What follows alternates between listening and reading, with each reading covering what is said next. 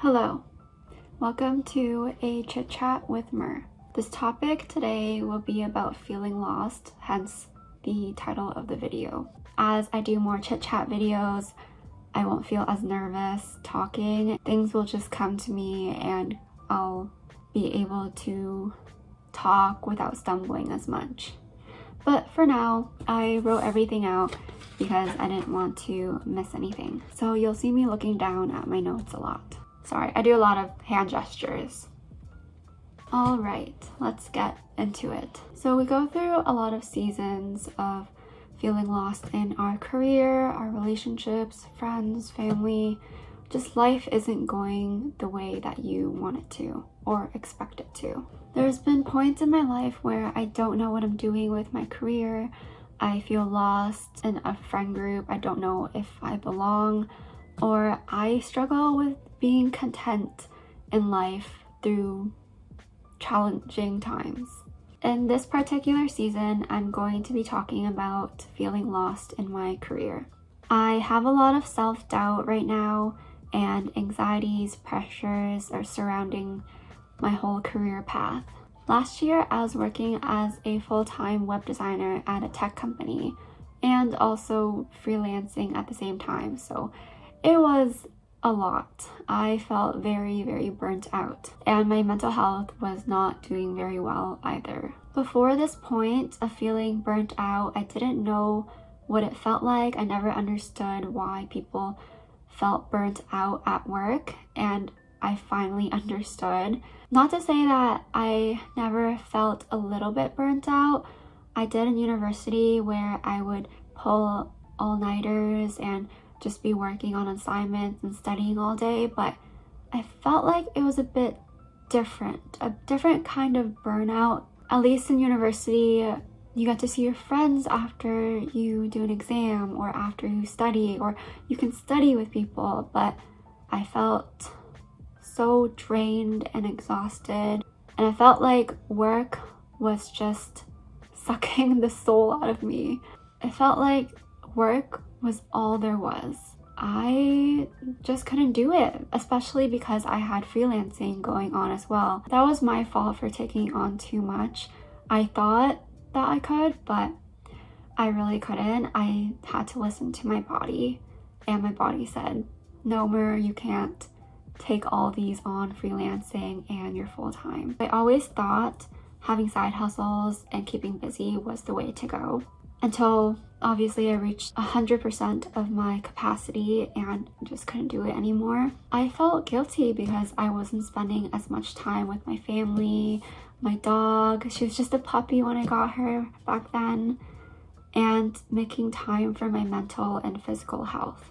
Even when I was on vacation, I would always be thinking about work. I would become very anxious 2 or a day before going back to work, and in my head I'm just like, I have all these meetings that I have to attend to, and I get so nervous during meetings, and I always have to prepare myself. I felt the constant pressures and anxieties to impress my managers during work, during my meetings, and trying to climb up that corporate ladder, or that ladder in any job. Like if you're starting out as a designer, you want to move up to a senior level, then move up from there. That's what is kind of expected of you when you work for a company. Of course, being promoted and working up to that senior level isn't a bad thing, but it's also not for everyone. And I figured that wasn't for me. Maybe it is in the future, but not right now. But being part of an organization has so many positives. You have great coworkers, and you get benefits. You know that you have a stable income, and you have a support system, and you can grow so much from learning from other individuals at the company, and you learn so much about yourself. But with a lot of consideration and facing my inner fear of quitting and not going through that traditional route, and not being successful or socially accepted if I don't have a 9 to 5, I finally quit my full-time web design job. Looking back, I think God wanted me to close this chapter because there were a lot of people leaving the company I was at as well because of the poor management, and it just felt like the right time to leave. Not that I didn't have a struggle deciding whether to leave or not. I went back and forth in my mind if I should stay or if I should go, and it took maybe around half a year to decide I wanted to leave. But not saying that you should quit because everyone else is quitting. Just personally, it was the right time for me to just move on to the next chapter. So I still had my freelancing gig when I quit, and I thought I would have a more flexible schedule. I could play with my dog, I could work on myself, my mental health, physical health, spend time with my family, take on some side hobbies, side hustles, and like try other things. But I got so caught up with making money because I was doing really well freelancing. I had a lot of projects going on and I had a solid contract with the company, and I was making more than I was at my full-time job. I got caught up, I got greedy. I was trying to impress my parents and convince myself that this was okay and that this is what I should be doing, should be taking on multiple projects until I was at my full capacity again. I definitely had less meetings though when I started freelancing, which was the nicest part about it. During my freelancing time, I would work until 8 or 9 sometimes, and if the company that I worked for needed something, I felt like I had to respond within an hour or two. There would be times where they needed something done very quickly. They would message me the day of or the day before and said, I need this done by tomorrow or a few hours from now. And I felt like I could never walk away from my computer, or I was constantly checking my email, and it was way worse than being at my full-time job. I felt like I was checking my emails more than when I was at my full-time job. I guess that was my fault because they told me that they would be giving me full-time hours or close to full-time hours, and that was my fault for not placing boundaries in and not realizing my capacity, which is funny because I quit my full-time job because I was burnt out.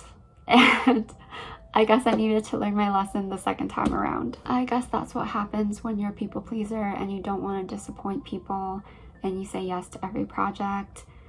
And you take it on because you think you can do it, and your Asian parents would be proud of you, and you're making more than a regular 9 to 5, so they don't need to worry about me taking the non-traditional way.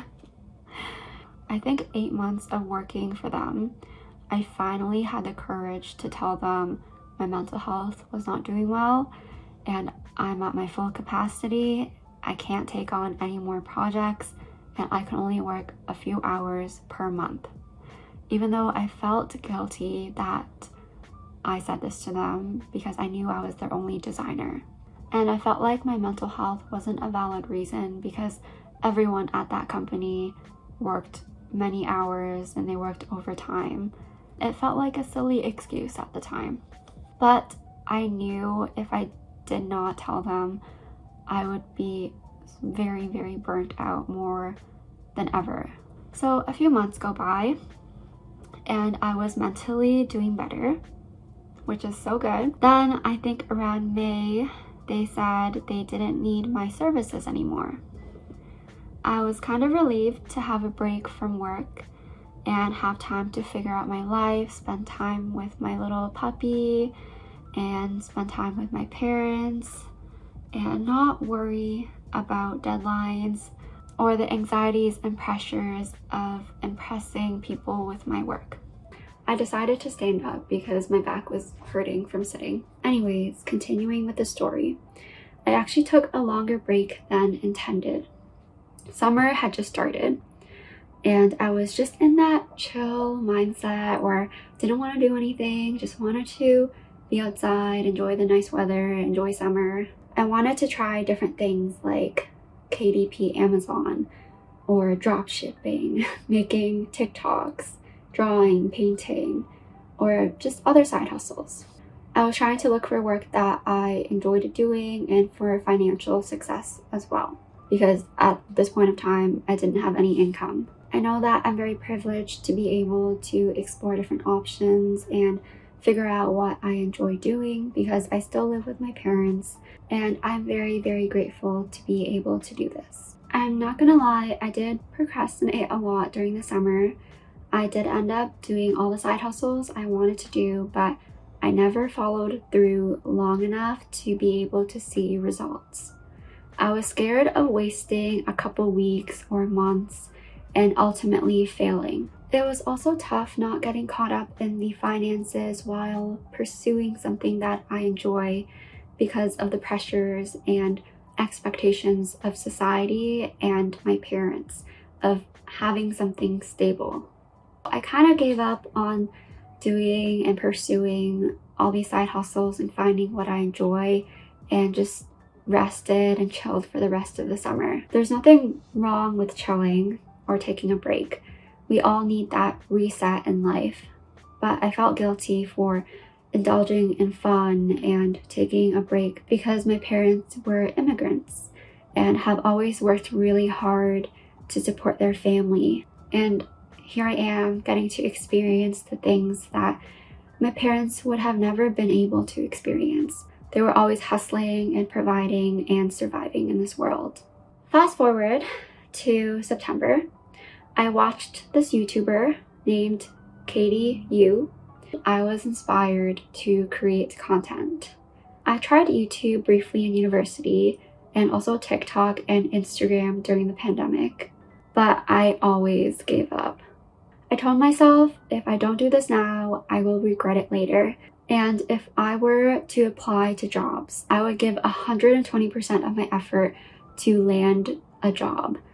So why not use that 120% to create content, to do what I actually enjoy doing and see where this YouTube journey goes and actually follow through until I see results. I had this realization that if I'm going to work hard at having a stable life, conforming to the expectations of society and what society or parents think is the right way to go, why not put all my effort into something I enjoy? So, going back to the title of this video, Feeling Lost, I still feel lost in my career path where I'm not 100% sure if this is the right path for me, even though I do enjoy creating content, making YouTube videos, and I'm going to continue doing it. But I don't know what the future holds. No one knows what the future holds. I definitely have days where I feel unmotivated, but I've only been a part of YouTube for a month and a bit. And I think God is telling me to be patient and keep going and not focus on the numbers, which I have been doing, not gonna lie, and just create content that speaks to me and is relatable and makes people feel like they're not alone while going through certain situations like switching careers. I'm gonna end the chit chat here. Hopefully this has helped you feel better or be okay with where you are in your path of work, or just helped you feel like you're not alone going through this. Or maybe it helped you realize something. Let me know if this has helped you and if you're going through the same sort of career switch or a similar career thing where you just don't know what you're doing. Thank you for watching and have a great day. Hello. Get comfortable.